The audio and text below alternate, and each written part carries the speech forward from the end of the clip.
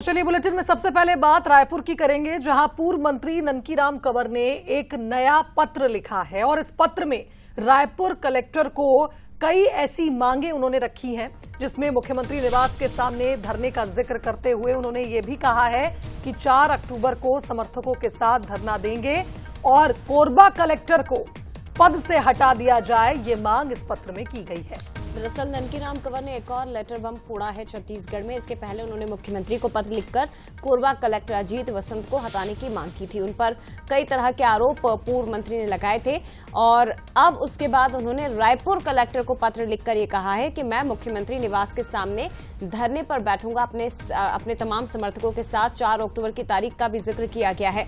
ऐसे में अब देखना होगा कि क्या एक्शन आगे कलेक्टर के खिलाफ कोई लिया जा सकता है, जिसकी मांग पूर्व मंत्री कर रहे हैं, या सत्ता और संगठन के बीच में इसी तरह से उतार चढ़ाव आने वाले दिनों में छत्तीसगढ़ में दिखाई देगा। लेकिन बड़ी खबर यह है कि सरकार को 3 दिन का अल्टीमेटम अब दे दिया गया है ननकीराम कंवर की ओर से।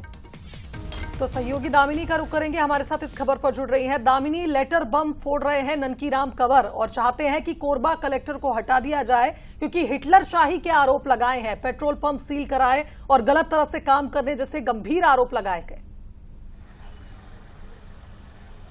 देखिए, आपको बता दें कि पूर्व मंत्री जो है ननकीराम कंवर अपने ही सरकार के खिलाफ और अपने ही प्रशासन के खिलाफ की कार्यप्रणाली पर सवाल खड़े करते हुए कई पत्र लिख रहे हैं, कई प्रदर्शन की चेतावनी दे रहे हैं। बीते दिनों भी हमने देखा था कि उन्होंने पत्र लिखकर कार्रवाई की मांग की थी, लेकिन अब तक उनके पत्र पर कोई विचार नहीं किया गया, जिसके बाद उन्होंने अल्टीमेटम दे दिया है 3 दिन का कि आने वाले वक्त में यदि उनकी मांग पूरी नहीं होती है तो आने वाले 4 अक्टूबर को जो है वो प्रदर्शन करेंगे और इस दौरान जो है वह रायपुर के सीएम हाउस के बाहर जो है धरना प्रदर्शन करने वाले हैं।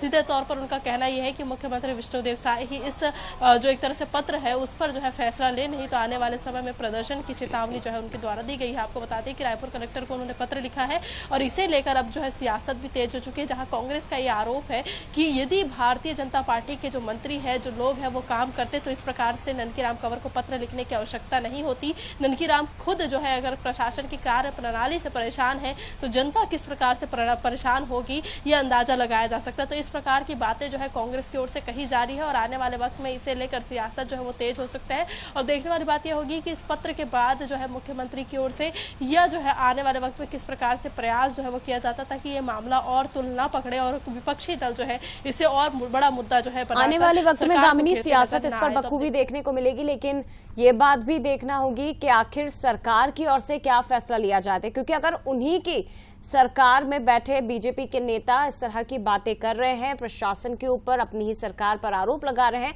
तो इस सरकार की भी छवि धूमिल करने जैसा है। फिलहाल के लिए बहुत धन्यवाद आपका दामिनी तमाम जानकारी के लिए। और इधर दूसरी तरफ कांग्रेस नेता सुशील आनंद शुक्ला ने भी इसे लेकर बयान दिया। ननकीराम कंवर ईमानदार और बेबाक नेता हैं, बीजेपी सरकार की अपराजिता को लेकर भी उन्होंने बातें कही है। दरअसल सुशील आनंद शुक्ला कहते हैं बीजेपी सरकार की अपराजिता को उजागर कर दिया है ननकीराम कंवर ने, वो तो ईमानदार और बेबाक नेता है। तो सरकार की देरी को दुर्भाग्यजनक बताया है सुशील आनंद शुक्ला ने और बीजेपी नेता कामकाज से परेशान है। उनका यह मानना है कि प्रदर्शन की चेतावनी देना पड़ा, ये बात दुर्भाग्यजनक है।